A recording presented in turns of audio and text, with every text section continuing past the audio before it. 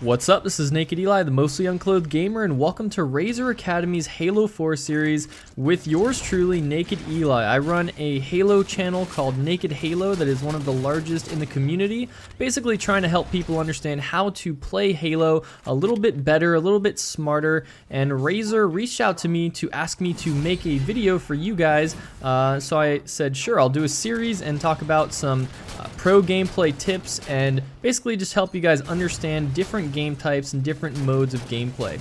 So right here in this video we have a game of extraction on Abandon, and this is in the extraction playlist, a one site extraction, which means that there's only one site to convert as opposed to two sites in a two site extraction game, clearly. So right here we have a bunch of enemies on the conversion. Notice that we are winning, or at least we were winning, and they're going to get this. I'm going to try and stop it, but I'm going to get taken out and they're going to get Delta. So the score is now 2-2. And they are all set for E. They've just extracted Echo.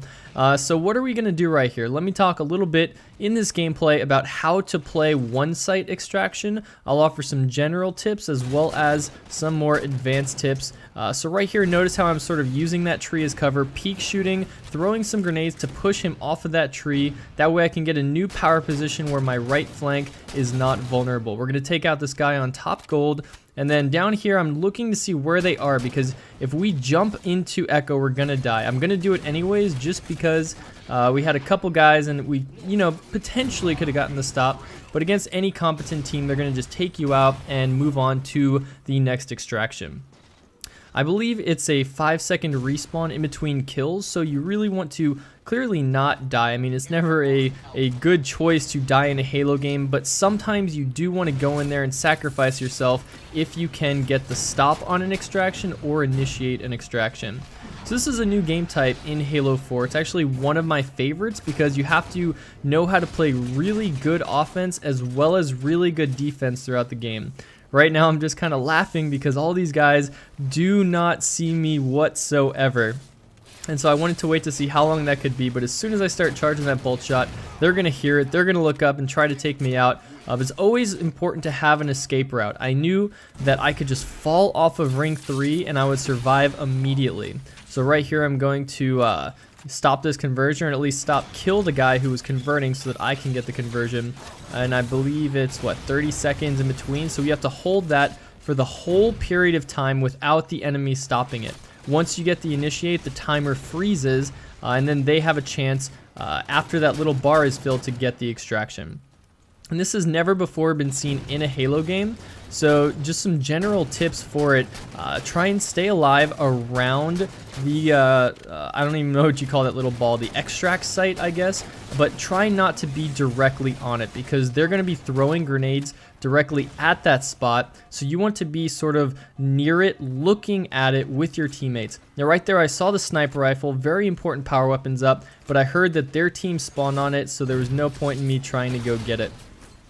Now when you're in close range, you're going to want to use the bolt shot. I talk a little bit about loadouts on my channel, but basically the DMR is the clear primary rifle winner if you want to have the most powerful gun that shoots pretty much the fastest, has the highest clip to kill ratio.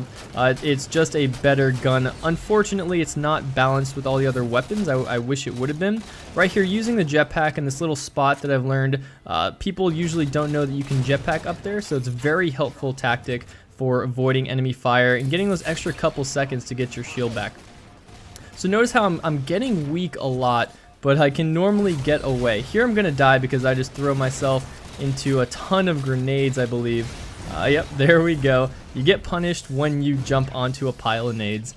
But it's basically all about staying alive. You notice that we did a really good job as a team supporting each other so that when I'd go down, they would be there shooting them. And off spawn, I just want to shoot the enemy team as much as possible. You don't want to exactly just throw yourself in there like I'm doing here necessarily. I could have gotten punished for that very easily. But you do want to get your good nades off and shoot them without taking any damage. You need to try and stay full shields as much as possible to either get the extract site or stay alive for your team to put shots on one of their guys going for the extract site.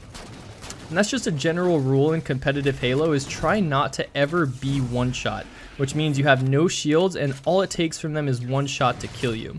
If you can at all times, try to have at least 2 shots. That way you could have more time to get behind a wall or something. Right here, this guy's trying to go camo, but you can see the blue dots on the radar. And I'm basically just watching the extract site. A smarter team will target players in power positions, such as myself up there. But these guys, they're just running directly at the site. So we're going to be able to get that comeback when we were down 2-4 and win the game. This is Nak3d Eli. I hope you enjoyed it, and thanks for watching. So let's get into this gameplay. Right here we have an awkward start with the Needler. I was like, what happens if I grab both Needlers? Boom, gonna clean this guy up on ring 2. What about ring 3? Looking for this guy, and I'm gonna put all the shots into him and think that my teammate's gonna kill him, but it ain't gonna happen. So in this gameplay, there's really one thing that I want to focus on, although you'll pick up on a lot of quality things that you want to look for in a Halo player. You see a lot of solid teamwork, you see a lot of good spawn control from both teams, you see a really close